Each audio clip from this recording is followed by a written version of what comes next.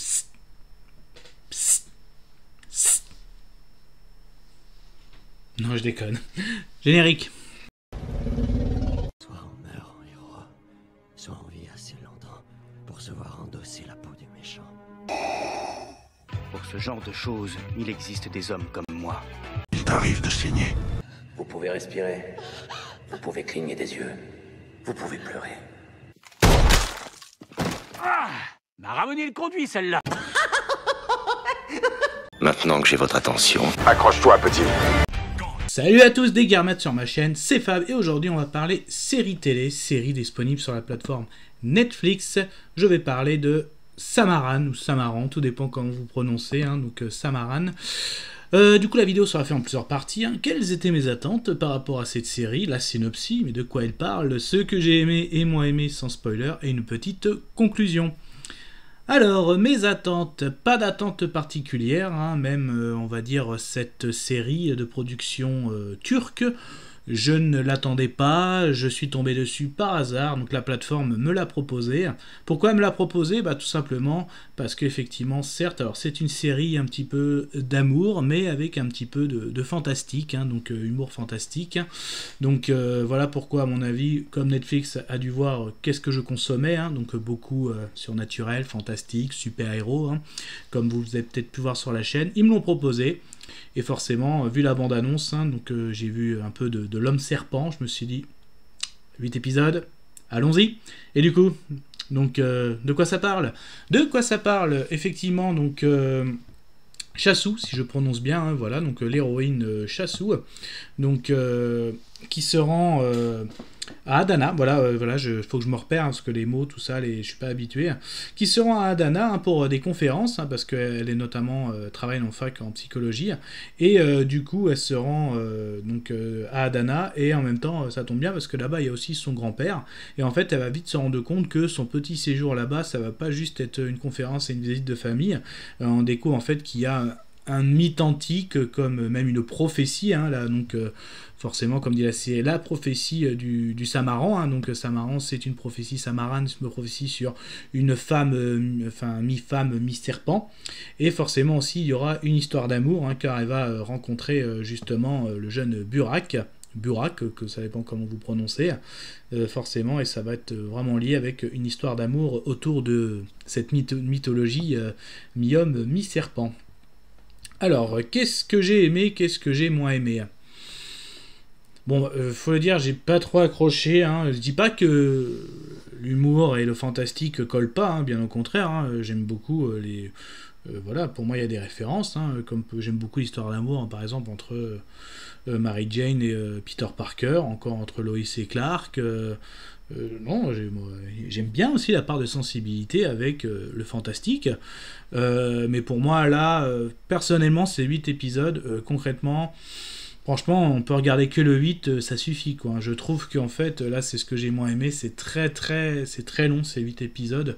Les 3 premiers, on met les choses en place, quand on connaît pas du tout l'histoire de cette prophétie, de mythologie. En fait, je me suis senti spectateur, mais c'est quoi cette mythologie, c'est quoi? Les premiers serpents, on commence à les voir au bout du je dirais 3e épisode, et je suis gentil, mais vraiment tout se passe dans le 8e, quoi. Donc je pense que j'ai un peu moins aimé ce format. Je pense qu'en mini-série de 3 épisodes, ça aurait suffi, voire même un film, donc parce que tout se passe vraiment au 8e épisode. Je parle au niveau de l'intrigue. Après, il y a quand même il y a le côté romance. Donc je pense qu'ils auraient pu faire une première partie, à la limite, 2 épisodes. Ils auraient dû faire un épisode... non, les 3 épisodes. Un épisode où on met les bases, un épisode la romance, et un épisode le final, là, voilà, ce qui se passe, quoi. Donc j'ai trouvé ça trop long. Voilà, trop long. Bon, quand même, le point positif, ça reste quand même une production turque. Je pense que les budgets, c'est pas faramineux non plus. Donc, je trouve que quand même, Serena Sarıkaya, pardon si je prononce mal, dans le rôle principal, elle joue très bien. C'est une très jolie femme à l'écran. Je trouve qu'elle joue très bien. Pareil, Burak Deniz, donc joue très bien aussi. Donc, dans le rôle de Maran. Franchement, très très bien. Le côté un petit peu fantastique, que je peux vous dire, on voit pas beaucoup quand même. Pareil que je pense que les effets spéciaux, ça coûte très cher, et je pense que c'est ça un petit peu le point faible aussi, c'est ces productions turques. Donc en fait, si je peux vous dire un petit peu dans cet univers, donc en gros, sur Terre, il y a deux êtres, les êtres humains et les basiliques, des mi-hommes, mi-serpents. Et puis il y a des années, en fait, c'est ça la légende du Shamara, hein. Donc effectivement, la reine des serpents, hein. Donc effectivement, il y a une moralité à la fin, hein. Donc cette reine des serpents est tombée amoureuse d'un humain, et puis forcément il s'est passé certaines choses, hein, comme de la trahison, vous en doutez bien, et forcément ce peuple veut un petit peu se venger. Donc il y a une prophétie, je vous en dis pas trop, hein, parce que ça, donc il y a une prophétie, hein, donc et justement la série, vous allez suivre tout au long les événements qui vont amener à cette prophétie, donc jusqu'à l'épisode final. Voilà. Donc pour conclure, pour moi, trop long, 8 épisodes, 3 auraient suffi, hein, comme je l'ai dit, un pour poser les bases, un pour la romance, un pour le final. Forcément, c'est peut-être budget, ça manque un peu d'action, mais c'est peut-être voulu aussi, parce que certes, pour du fantastique, non, il n'y aura pas des combats, il n'y aura pas de hippie, voilà, c'est de la romance, mais même la romance, je trouvais qu'elle était un peu malmenée. Moi, j'ai pas été emporté par cette romance, hein, personnellement. Donc je dis, je suis pas réfractaire, hein, bien au contraire. J'aime bien, moi, un peu les épisodes un peu love, ou des séries, ou même des films un peu love, hein, mais là, j'ai pas été embarqué, quoi. À un moment, j'ai cru que ça allait s'embarquer à...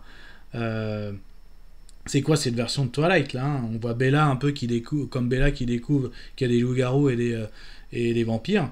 Comme là, elle va découvrir qu'il y a des serpents, et donc il y a deux bonhommes qu'elle aime bien, les deux sont des basiliques, et ils vont se battre, donc ça va faire le même coup. Donc non, même pas, mais voilà, pour moi, cette série ne restera pas dans le top des séries 2023, ça c'est clair. Et je vais m'arrêter là, mais ce n'était que mon propre avis, comme d'habitude, faites votre propre avis, n'hésitez pas à vous promener sur la chaîne, et puis prenez soin de vous. Kenavo. Au revoir.